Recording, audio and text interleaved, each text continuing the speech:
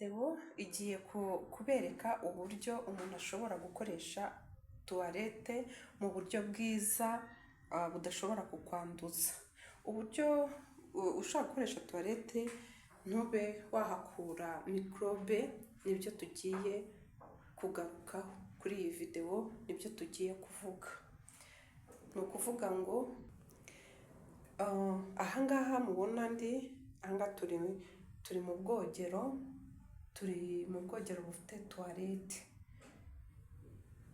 Mukurikire iyi video dutangirane, tugendane turebe uburyo ushobora gukoreshamo tuwarete, uburyo bworoheje, ntube wahakura microbe ngo ibe yakwanduza. Abantu benshi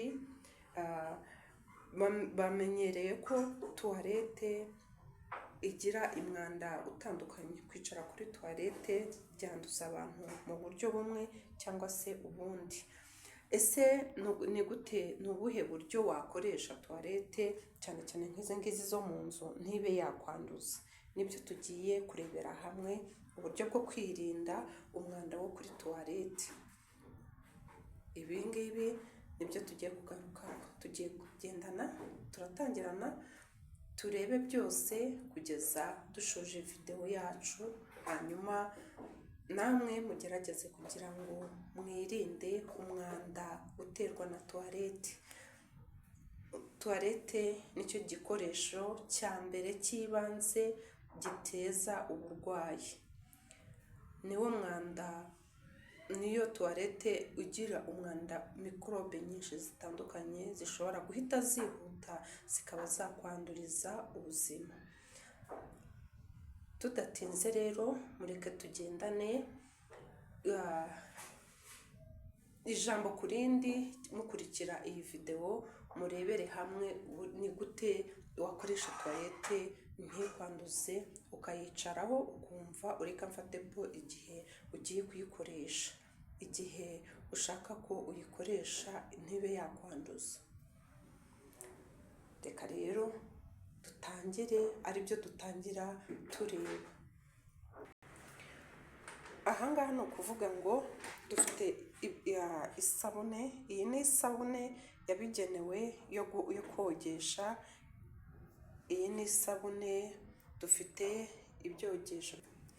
Aya masabune mubona hano atandukanye, hari abantu bayakoresha mu buryo bujyanye n'isuku yo guhanagura, ariko ntabwo ariko biba bimeze. Ntabwo aya ngaya nk'uko dusanzwe tubizi ushobora kuyakoresha mu buryo bwo guhanagura tuwarete ngo ube yakuraho microbe. Iyi ngiyi ntabwo yagufasha mu gukuraho microbe, ahubwo izi ngizi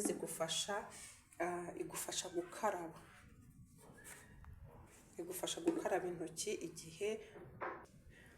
Noneho hakaza ubundi bwoko bw'isabune. Iyi ngiyi turabiyizi twese, iyi ni isabune dukoresha mu rugo bisanzwe. Iyi ni isabune twese tumenyereye ko ari isabune dukoresha.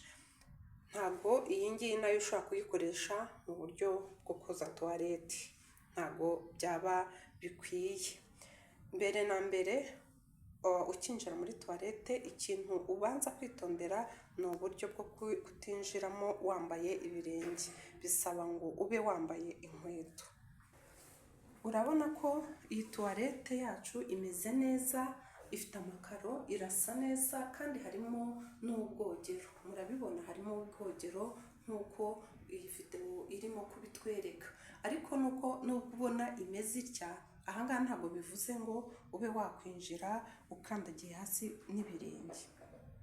Uba ugomba kwinjira muri tuwarete wambaye kamambiri, inkweto zabugenewe zo kogana, ukinjiramo wambaye kamambiri rwose,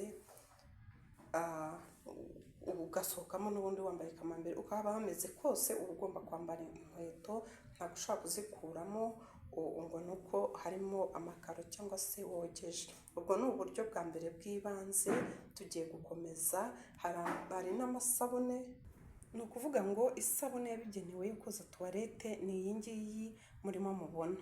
Nubwo twayishyize muri aka gacupa, iyi ntabwo ari icupa ryayo bayiguramo. Aka nako twifashishije kugira ngo tubashe kujya gukora isuku yacu muri tuwarete. Iyi sabune yica microbe ngiye kubereka uburyo bayikoresha, uburyo bwiza bw'umwihariko.